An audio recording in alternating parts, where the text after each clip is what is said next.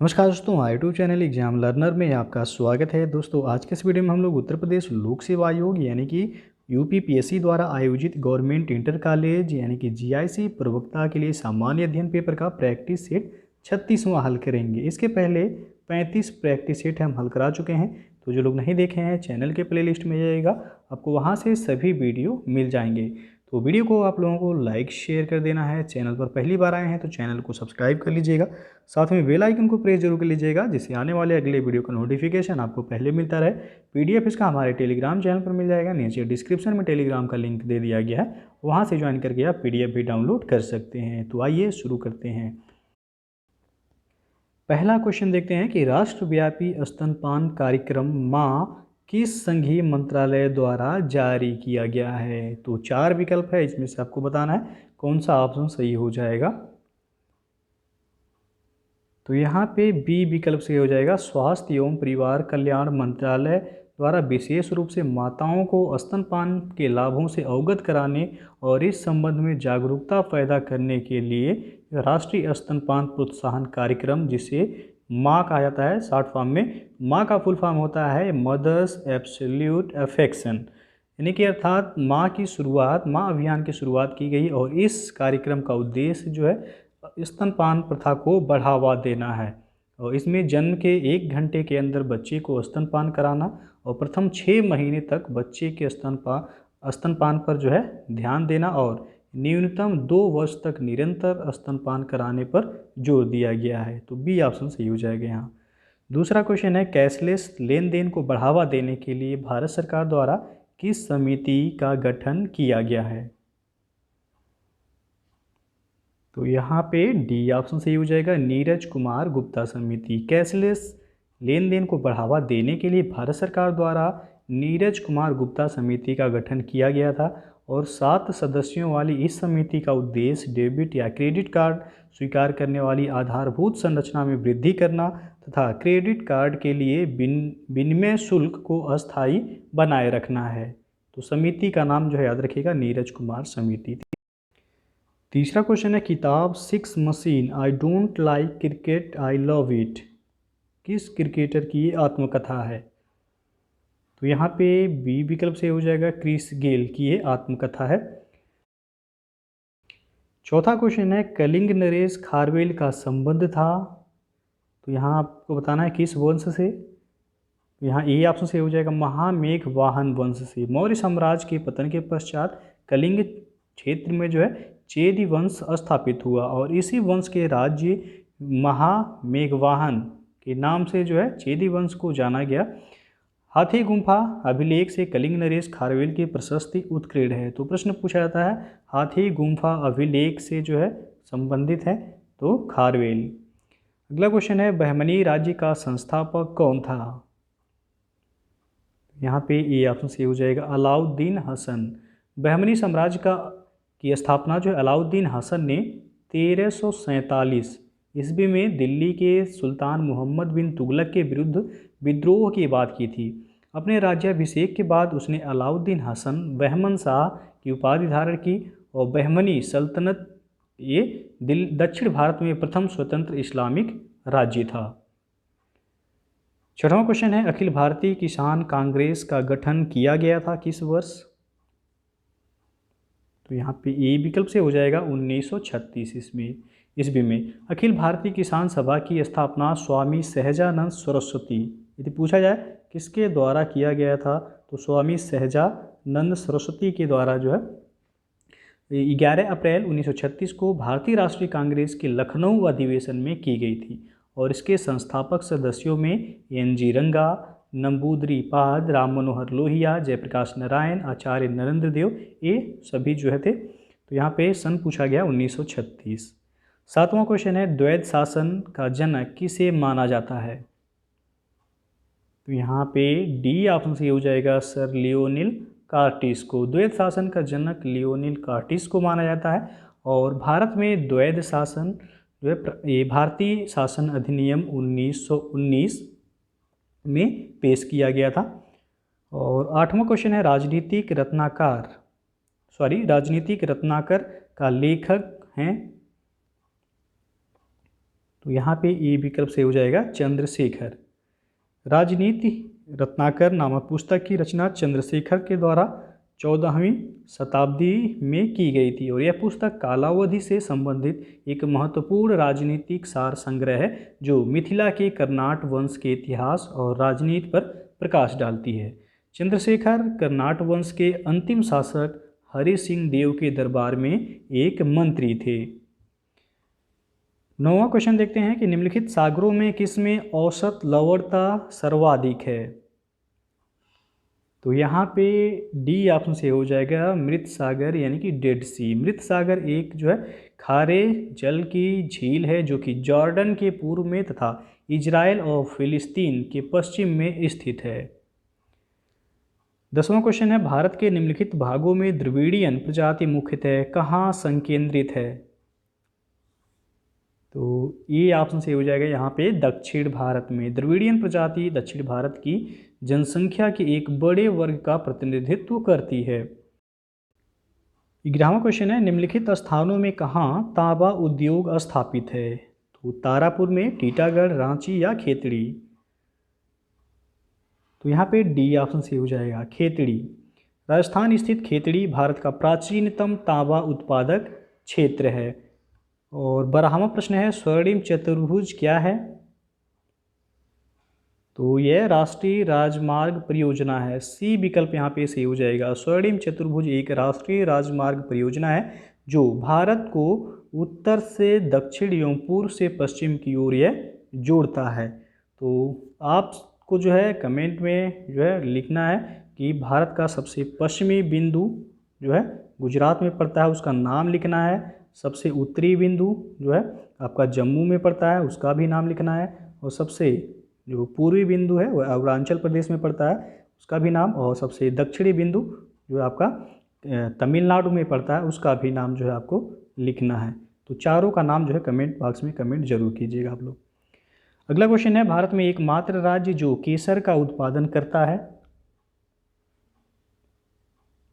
तो यहाँ पे सी ऑप्शन से हो जाएगा। हालांकि अब ये जो है राज्य नहीं रहा, केंद्र शासित प्रदेश हो गया है। जम्मू कश्मीर और लद्दाख को 2 नए केंद्र शासित प्रदेश अब बना दिए गए हैं। केंद्र शासित प्रदेशों की संख्या अब 8 हो गई है और राज्यों की संख्या भारत में 28 है।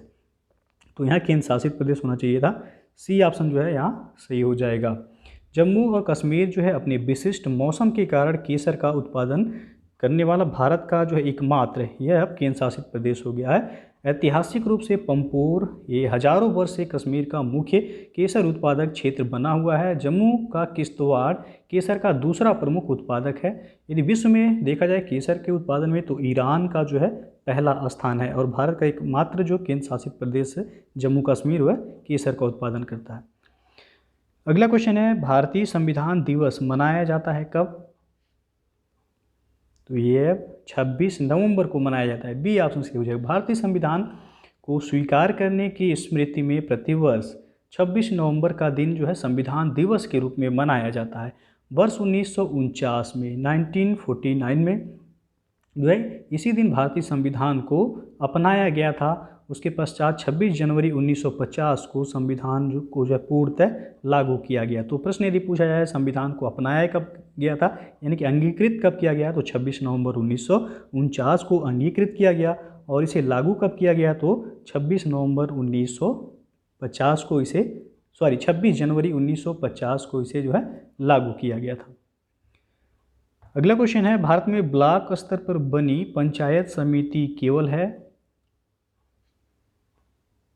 तो यहाँ आप देखते हैं सी विकल्प से हो जाएगा समन्वय और पर्यवेक्षी प्राधिकारी के रूप में।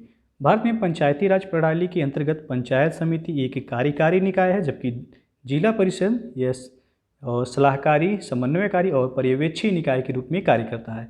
एक प्रशासनिक अधिकारी के रूप में यह मध्यवर्ती स्तर का कार्य करता है तथा ग्राम पंचायत, ग्राम परिषद और डिस्ट्रिक्ट बोर्ड के मध्य एक कड़ी का काम करता है।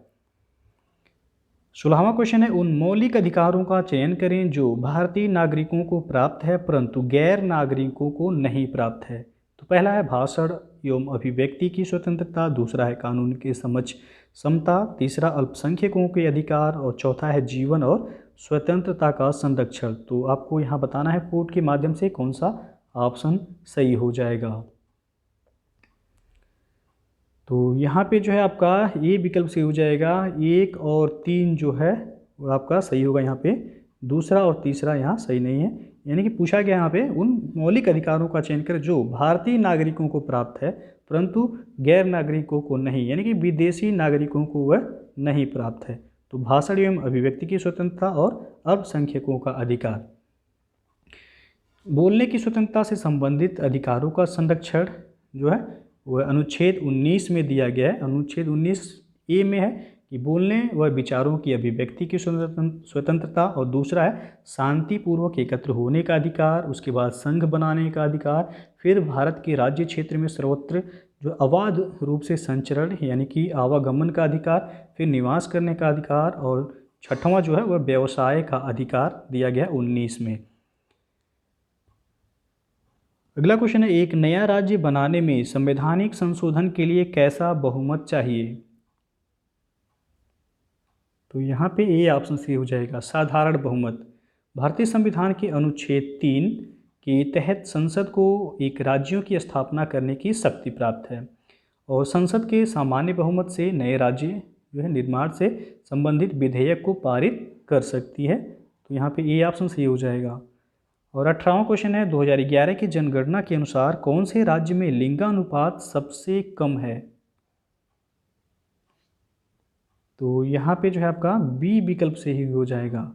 हरियाणा में 2011 की जनगणना के अनुसार पूछा गया है लिंगानुपात जो है सबसे कम कहाँ है, तो ये आपका हरियाणा में है सबसे कम लिंगानुपात। सर्वाधिक लिंगानुपात वाला जो राज्य है वह है केरल। 19वां क्वेश्चन है कि किस अर्थशास्त्री ने भारत में सबसे पहले वैज्ञानिक दृष्टि से राष्ट्रीय आय की गणना की? तो यहाँ पे बी ऑप्शन सही होगा, VKRB राव ने। भारत में राष्ट्रीय आय को मापने का प्रथम वैज्ञानिक प्रयास विजयेंद्र कस्तूरी रंगा वरदराजा राव इनका पूरा नाम था।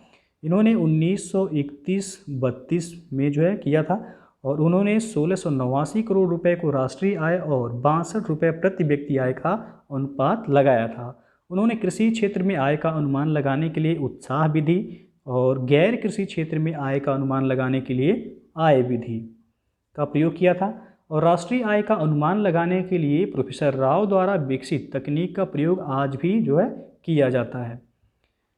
20वां क्वेश्चन है, काली क्रांति संबंधित है किससे? 4 विकल्प है, आपको बताना है कौन सा सही हो जाएगा यहाँ। तो काली क्रांति का संबंध हो जाएगा कच्चा तेल उत्पादन यानी कि क्रूड ऑयल से, और मत्स्य उत्पादन जो है किससे संबंधित है, तो यह नीली क्रांति हो जाएगा। सरसों उत्पादन जो है पीली क्रांति हो जाएगा यहाँ पे। अगला क्वेश्चन है, निम्न में से कौन सा कर केंद्र सरकार द्वारा लगाया जाता है पर राज्यों द्वारा एकत्रित एवं आवंटित किया जाता है? तो यह है स्टाम्प शुल्क। ये ऑप्शन सही हो जाएगा। भारतीय संविधान की धारा 268 में उल्लेख है कि स्टाम्प शुल्क औषधि तथा प्रसाधनों पर उत्पाद शुल्क यद्यपि संघीय सूची में शामिल किया गया है तथा केंद्रीय सरकार द्वारा ये आरोपित किए जाते हैं, किंतु इन्हें राज्यों को जो है संग्रहित करने के एवं उपयोग करने हेतु जो है अधिकार भी दिए गए हैं। तो यहाँ स्टाम्प शुल्क ऑप्शन में है, सही हो जाएगा। 22वां क्वेश्चन है, बैंक दर का आशय है, तो डी ऑप्शन से हो जाएगा कि केंद्रीय बैंक द्वारा ली जाने वाली आधिकारिक ब्याज दर को हम बैंक दर कहेंगे। और 23वां क्वेश्चन है, प्राचीन भारत का नेपोलियन किसे कहा जाता है? तो यह समुद्रगुप्त को कहा जाता है। डी विकल्प से हो जाएगा। समुद्रगुप्त की विजय गाथा से प्रभावित होकर B.A. स्मिथ, नाम इनका जरूर याद रखिएगा। यदि पूछा जाए कि किसने जो है समुद्रगुप्त को भारत का नेपोलियन कहा था, तो B.A. स्मिथ ने कहा था। और समुद्रगुप्त जो है समुद्रगुप्त का दरबारी कवि कौन था पूछा जाता है, तो हरिशेर था। और प्रयाग प्रशस्त की रचना हरिशेर द्वारा ही की गई थी। समुद्रगुप्त को वह बीड़ा बजाते हुए सिक्कों पर दिखाया गया है और समुद्रगुप्त का शासनकाल जो था वह 350 से लेकर 375 ईस्वी जो है इसका शासनकाल था।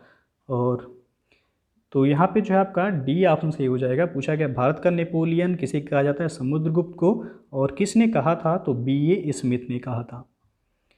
24वां क्वेश्चन है, निम्नलिखित में से कौन हड़प्पा और मोहनजोदड़ो के उत्खनन से संबंधित नहीं थे?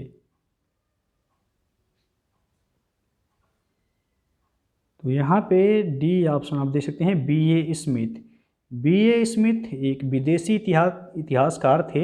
इन्होंने भारत के इतिहास से संबंधित कई पुस्तकों की रचना की, जिनमें the Oxford history of India है, आर्ट ऑफ इंडिया है, the early history of India है। बाकी जो है आर डी बनर्जी, के एन दीक्षित और ए एम बत्स, ये सभी जो है हड़प्पा और मोहनजोदड़ो के उत्खनन से संबंधित थे। 25वां क्वेश्चन है, गौतम बुद्ध ने अपना प्रथम उपदेश कहाँ दिया था? तो आप सबको पता होगा, सारनाथ में। सी ऑप्शन जो है सही हो जाएगा। यदि हम बात करें गौतम बुद्ध के बारे में, तो बौद्ध धर्म के प्रवर्तक गौतम बुद्ध माने जाते हैं और इनका जन्म जो है 563 ईसा पूर्व माना जाता है। और कपिलवस्तु के समीप लुम्बिनी में इनका जो है जन्म हुआ था। इनके पिता का नाम सुद्धोधन और माता जो है का नाम था माया देवी, जो कि कोलीय गणराज्य की ये कन्या थी। 6 वर्ष की तपस्या के बाद 35 वर्ष की आयु में वैशाख पूर्णिमा के दिन बोधगया में निरंजना नदी के तट पर इनको जो है ज्ञान की प्राप्ति हुई थी। और ज्ञान प्राप्त करने के बाद जो है गौतम बुद्ध ने सारनाथ, जो कि वाराणसी के पास है, में अपना जो है प्रथम इन्होंने धर्मोपदेश दिया था। और यह घटना धर्म चक्र प्रवर्तन कहलाता है। प्रथम उपदेश की घटना पूछा जाता है क्या कहलाता है, तो धर्म चक्र प्रवर्तन कहलाता है। गृह त्याग की इनकी घटना महाभिनिष्क्रमण और ज्ञान प्राप्ति की घटना संबोधि कहलाता है। तो ये जो है याद रखिएगा, यहाँ पे गौतम बुद्ध ने अपना प्रथम उपदेश यानी कि धर्मोपदेश कहाँ दिया था, तो सारनाथ में। 26वां क्वेश्चन है, नालंदा विश्वविद्यालय के संस्थापक कौन थे? तो यहाँ बी ऑप्शन से हो जाएगा, कुमारगुप्त। चंद्रगुप्त विक्रमादित्य की मृत्यु के बाद कुमारगुप्त प्रथम शासक बना, जिसका कार्यकाल 414 ईस्वी से लेकर के 455 ईस्वी तक था। उसने दसपुर में एक सूर्य मंदिर का निर्माण करवाया तथा नालंदा में एक विहार की स्थापना भी करवाई, जो आगे चलकर नालंदा विश्वविद्यालय के नाम से प्रसिद्ध हुआ। गुप्त काल में सोने के सिक्के सबसे ज़्यादा जारी हुए थे, याद रखिएगा। और 27वां क्वेश्चन है, 1857 में भारत का गवर्नर जनरल कौन था? तो यहाँ पे सी ऑप्शन से हो जाएगा, लॉर्ड कैनिंग। लॉर्ड कैनिंग का शासनकाल जो रहा वह 1856 से लेकर के 1862 ईस्वी तक जो है इसका शासन रहा। और मतलब ये भारत का गवर्नर जनरल भी रहा और वायसराय भी रहा। तो लॉर्ड कैनिंग जो है भारत में कंपनी द्वारा नियुक्त ये अंतिम गवर्नर जनरल थे तथा ब्रिटिश सम्राट के अंतर्गत ये नियुक्त भारत के प्रथम वायसराय थे। इनके समय में ही 1857 का विद्रोह हुआ और न्यायिक सुधारों के अंतर्गत कैनिंग ने इंडियन हाईकोर्ट एक्ट 1861 में, याद रखिएगा ये पूछा जाता है, 1861 के द्वारा जो है मुंबई, कोलकाता, मद्रास में एक एक उच्च न्यायालय की स्थापना हुई थी। और कोलकाता, मुंबई और मद्रास विश्वविद्यालयों की स्थापना लंदन विश्वविद्यालय की तर्ज पर 1857 में की गई थी। और 1861 का भारतीय परिषद अधिनियम कैनिंग के समय में स्वीकृत हुआ। पुनर्विवाह एक्ट 1856 इसी की समय में जो है लागू हुआ। और भारतीय दंड संहिता की स्थापना जो हुई थी वो भी 1861 में इसी के समय में लागू हुआ था। 28वां क्वेश्चन है, 2.5 दिन का झोपड़ा क्या है? मस्जिद है, मंदिर है, संत की झोपड़ी या मीनार? तो यहाँ पे ये ऑप्शन से हो जाएगा, मस्जिद। इसका निर्माण कुतुबुद्दीन ऐबक के द्वारा करवाया गया था। और 2.5 दिन का झोपड़ा कहाँ है, तो राजस्थान के अजमेर में है ये। और कुतुबुद्दीन ऐबक को याद रखिएगा लाख बख्श के उपनाम से भी जो है जाना जाता है।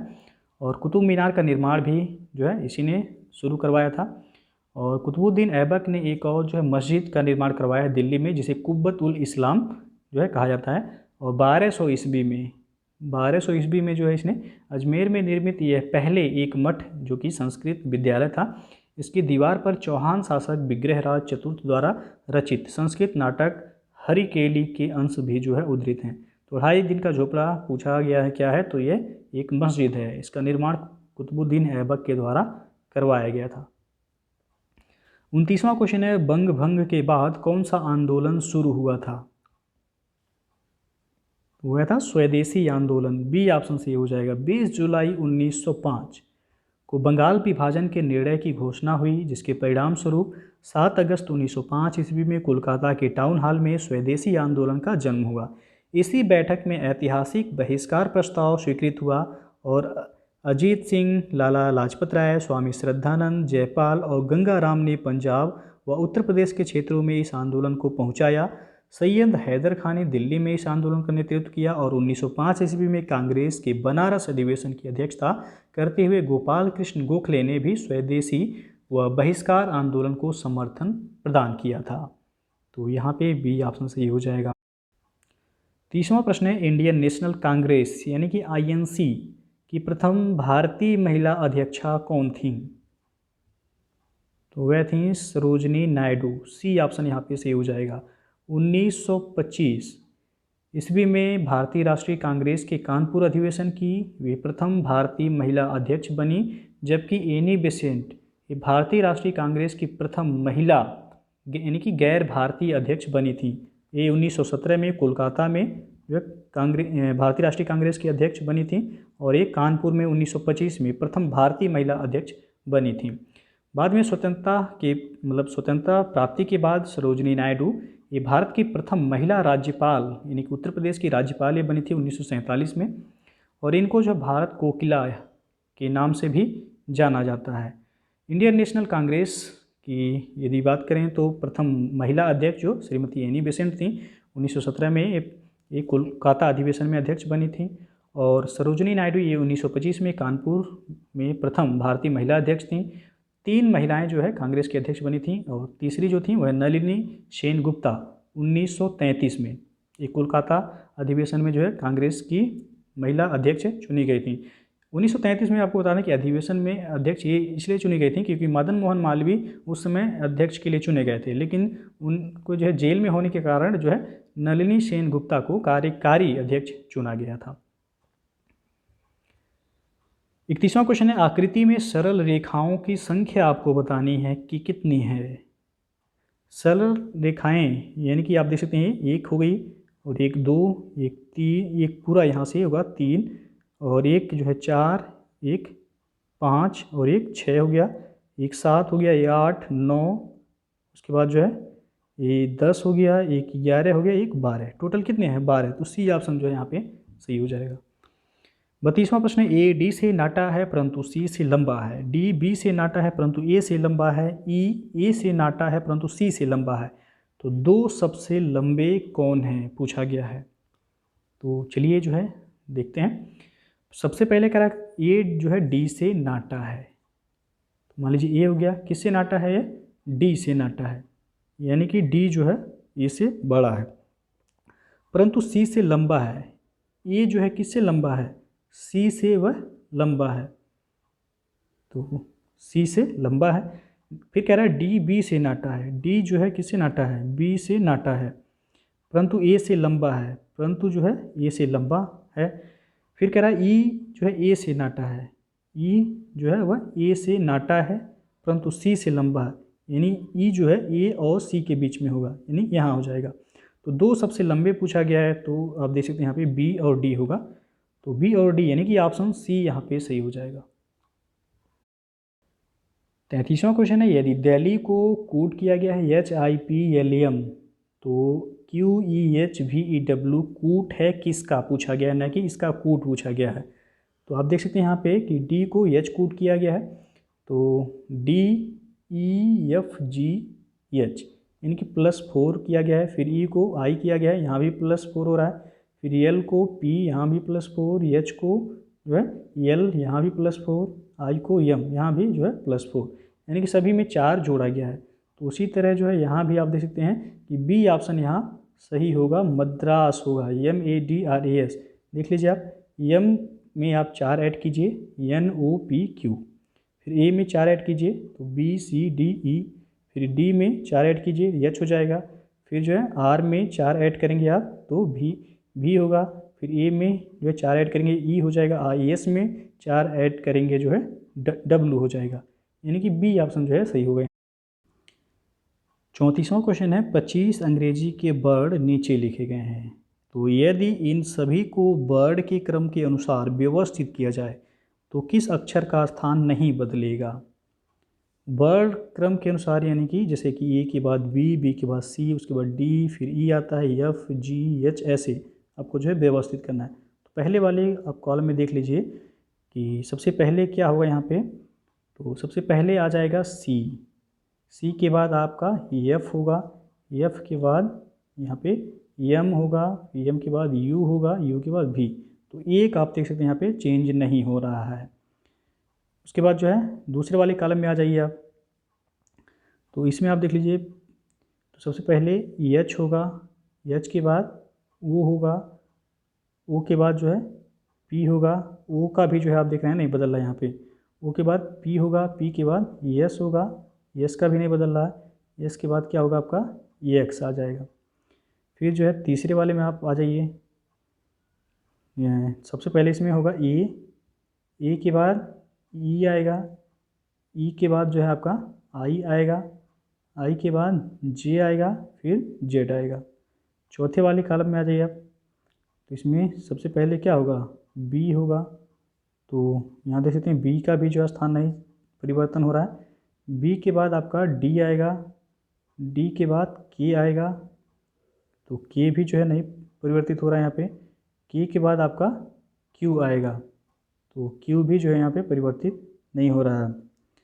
फिर आपका लास्ट वाले में आ जाइए। तो इसमें सबसे पहले जी आएगा, जी के बाद एन होगा, एन के बाद टी होगा, टी के बाद आपका डब्लू होगा, डब्लू के बाद वाई होगा। तो वाई भी जो है आपका परिवर्तित नहीं हो रहा है। तो पूछा कि यदि इन सभी को वर्ण के क्रम में व्यवस्थित किया जाए तो किस अक्षर का स्थान नहीं बदलेगा। तो ऑप्शन में आप देख सकते हैं यू है, तो यू का जो है आपका परिवर्तित नहीं हो रहा है। फिर जो है डब्लू है, डब्लू आपका जो है यहाँ पे सही नहीं है। एक्स है, तो एक्स भी जो है सही नहीं है। वाई है, यानी दो ऑप्शन यहाँ पे सही होगा, ए और डी दोनों का जो है स्थान परिवर्तन नहीं हो रहा है यहाँ पे। अगला जो क्वेश्चन है आपका, ए और बी हॉकी और फुटबॉल खेलते हैं, बी और सी क्रिकेट और फुटबॉल खेलते हैं, सी और ई क्रिकेट और वॉलीबॉल खेलते हैं, डी और ई टेनिस खेलते हैं, ए और सी वॉलीबॉल और फुटबॉल खेलते हैं, ए और डी हॉकी और फुटबॉल खेलते हैं। तो कौन हॉकी, फुटबॉल और टेनिस तीनों खेलता है। तो इस तरह के प्रश्न जो है एक बार जो हम बताएं कि किस तरह आपको सॉल्व करना है। तो सबसे पहले तो आप इसके लिए आप कॉलम बनाएंगे। कॉलम में आपको सबसे पहले क्या लिखना है, खेल खिलाड़ी का नाम फर्स्ट वाले कॉलम में, जैसे कि ए बी सी डी, उसके बाद ई, जितने लोग हैं नाम लिख देना है। उसके बाद जो है आपको इस तरह एक टेबल बना लेना है। टेबल बनाने के बाद आपको सभी खेल का नाम लिख देना। हॉकी जैसे हो गया, हॉकी के बाद फुटबॉल हो गया, फुटबॉल के बाद क्रिकेट हो गया, क्रिकेट के बाद टेनिस, टेनिस के बाद जो है वॉलीबॉल। उसके बाद जो है जो खेल रहा है उसके सामने टिक कर देना है।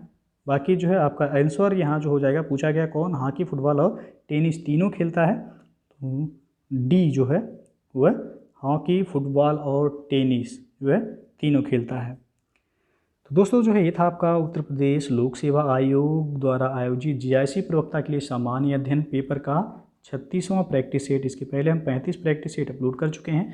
तो जो लोग नहीं देखे हैं चैनल के प्लेलिस्ट में जाएगा, आपको वहाँ से सभी वीडियो मिल जाएंगे। तो वीडियो यदि पसंद आया हो तो लाइक शेयर कर दीजिएगा। चैनल को अभी तक आप सब्सक्राइब नहीं किए हैं तो चैनल को सब्सक्राइब कर लीजिएगा। साथ में बेल आइकन को प्रेस जरूर कर लीजिएगा, जिससे आने वाले अगले वीडियो का नोटिफिकेशन आपको पहले मिलता रहे। पीडीएफ इसका हमारे टेलीग्राम चैनल पर मिल जाएगा, नीचे डिस्क्रिप्शन में टेलीग्राम का लिंक दे दिया गया है, वहाँ से ज्वाइन करके आप पीडीएफ भी डाउनलोड कर सकते हैं। तो वीडियो को पूरा देखने के लिए बहुत बहुत धन्यवाद।